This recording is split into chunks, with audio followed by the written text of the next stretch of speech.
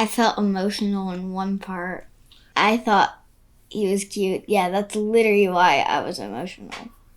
Garfield is my jam, but I'm a middle-aged dude that read the funny pages in a thing we used to call the newspaper. I used to stick my silly putty to the pictures and stretch the ink, but that's besides the point. Let's see if this new animation hits home with me and maybe my kids in this spoiler-free review of the Garfield movie. Garfield was an orphan cat in an alley when John Arbuckle adopted him. Or, according to Garfield, he adopted John. And that's how I adopted John. Now, Garfield lives like a king with his diet of lasagna, lazy schedule, and butler/dog companion Odie. As long as it's not Monday, things couldn't be better for the apathetic orange cat. That is, until he is kidnapped and forced into a heist with his estranged father. Now, Garfield, Odie, and some friends go on an adventure that will reveal their past and potentially change their future. From the first frame, Garfield is using a phone app to order Italian food, establishing right away that this movie is attempting to connect the famously lazy cat with today's youths. I mean youths. After this brief pop culture moment, the movie flashes back to how baby Garfield meets John. And let me tell you, baby Garfield is cute. And anyone unfamiliar with the character of Garfield will quickly understand who he is in this humorous prologue, even before the title card appears. Once Garfield's persona is established, the movie shifts to his adventure heist with his father Vic, who he hasn't forgiven for abandoning him so many years ago. No. You lost the privilege of telling me what to do a long time ago. Vic. Oh, damn! Dang it. This adventure is a fast-paced, bonkers journey featuring other cats, dogs, cows, and a water buffalo. It's a tone that, to me, clearly indicates that the filmmakers are attempting to take this intellectual property and expand its appeal to reach the next generation. That's admirable, but I will say to a degree, it changes Garfield from the sarcastic cat I grew up with. I think the first and most obvious difference is the voice, which in this film is megastar Chris Pratt, who brings his expected likable but smart-alecky charisma to the normally lazy, uninterested cat.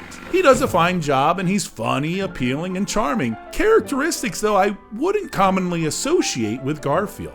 Odie has changed a bit too. Rather than being the eternally positive but clueless dog contrasting Garfield's negativity, he has shifted into more of a butler for Garfield who excels at everything, more in line with another famous comic dog, Snoopy. These changes are fine, but again, clearly they have been made to usher in a new generation that probably wouldn't enjoy 90 minutes of a cat refusing to get out of bed. But even with its slapstick jokes and colorful new characters, the Garfield movie does some really random gags for us adults. Whether it's the Top Gun theme kicking in, or a romantic scene featuring a classic Marvin Gaye song, or even the introduction of a villainous character who is clearly based on Frances McDormand's Marge in the Coen brothers film Fargo, which is so random, the filmmakers obviously wanted to appease us adults as well. Since I'm not the target audience for this movie, let me check in with my 8-year-old and get some of her thoughts on this episode segment of Cookie Crumbs.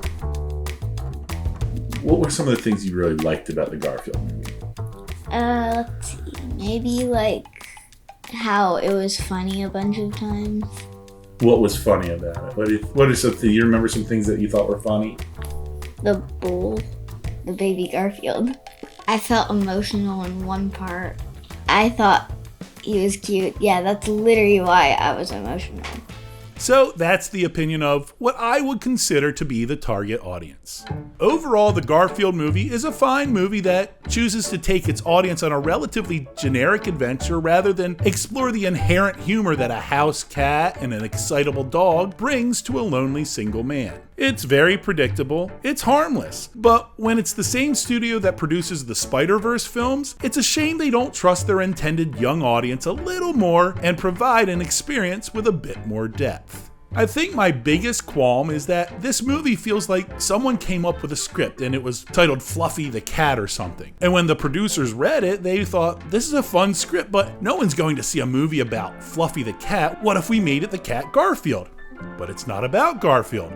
That's okay, just throw in some lasagna jokes and say it's Garfield, making the whole production feel a little lazy, like Garfield. For example, in this movie, the whole heist sequence takes place on a farm. Well, Garfield used to have a Saturday morning cartoon called Garfield and Friends. His friends were all farm animals, and yet the producers never considered including, even as Easter eggs, any of those characters at the farm. It feels at best like a missed opportunity, and at worst, negligence on the part of the filmmakers. For my overall rating, though I do love that it has no hidden political agendas, no bad language or innuendos, and truly stays family friendly, the Garfield movie is the definition of average. So I'm going to land right in the middle at 2.5 stars out of 5 for average storytelling, average animation, and average voice performances. Note, though brief, there are nods to Nermal, Pookie, and Binky the Clown, but I would have liked this movie to be more of an homage to its heritage, similar to 2015's Peanuts movie, which felt like a love letter to Charles Schultz's characters. But the Garfield movie seems much more intent on gaining a newer audience